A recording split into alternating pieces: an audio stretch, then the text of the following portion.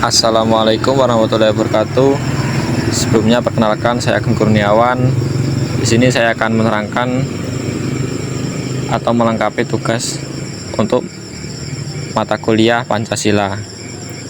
Yang pertama yaitu hakikat ideologi secara umum.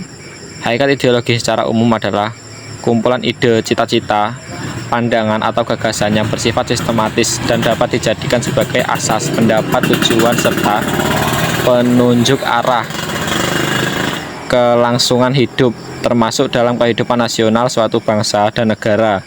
Ideologi mencerminkan cara berpikir dan nilai-nilai yang dianut oleh masyarakat dan berfungsi sebagai pedoman dalam menjalankan kehidupan sehari-hari.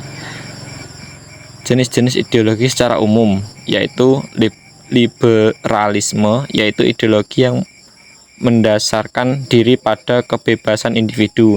Yang kedua, kapitalisme, paham yang menganggap pengguna kapital sebagai elemen utama dan sistem sosial dan ekonomi. Yang ketiga, kolonialisme, yaitu paham mengenai penguasa oleh suatu negara atau bangsa lain dengan maksud memperluas wilayah negaranya. Yang keempat yaitu sosialisme, yaitu sistem yang fokus pada kepemilikan kolektif atas alat produksi dan distribusi. Yang kelima yaitu komunisme, yaitu ideologi yang menekankan pada penghapusan kelas sosial dan pembagian kekayaan secara merata. Yang keenam yaitu nasionalisme, paham yang menitik beratkan pada kepentingan dan keutamaan bangsa sendiri. Materi selanjutnya yaitu peranan ideologi bagi suatu negara. Ideologi memiliki peranan yang sangat penting bagi suatu negara karena menentukan nilai-nilai, prinsip-prinsip, dan tujuan yang mendasari sistem politik, sosial, dan ekonomi negara tersebut. Ideologi membentuk landasan bagi pembentukan kebijakan publik, struktur pemerintah, hukum, dan norma-norma yang mengatur kehidupan masyarakat. Yang selanjutnya, urgensi Pancasila sebagai ideologi negara. Pancasila sebagai ideologi negara memiliki urgensi yang sangat fundamental bagi Indonesia. Berikut adalah beberapa alasan mengapa Pancasila sangat penting bagi ideologi negara.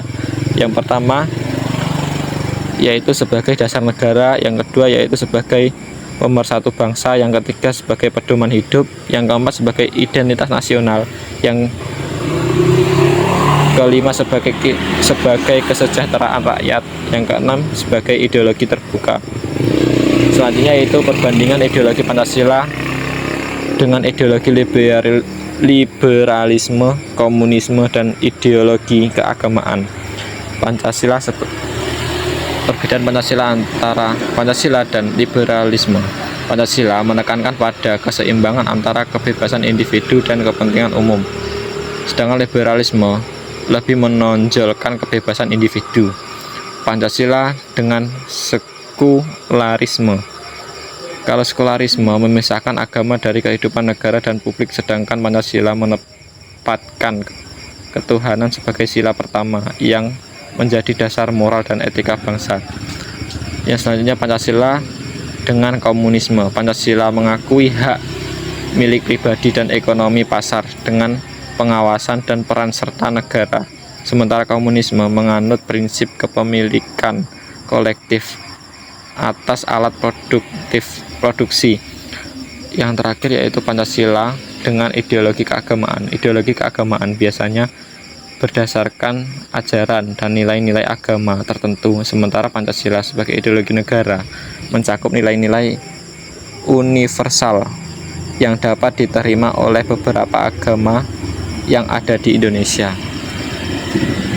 Mungkin sekian presentasi atau video pembelajaran dari saya. Ada kurang lebihnya mohon maaf. Assalamualaikum warahmatullahi wabarakatuh.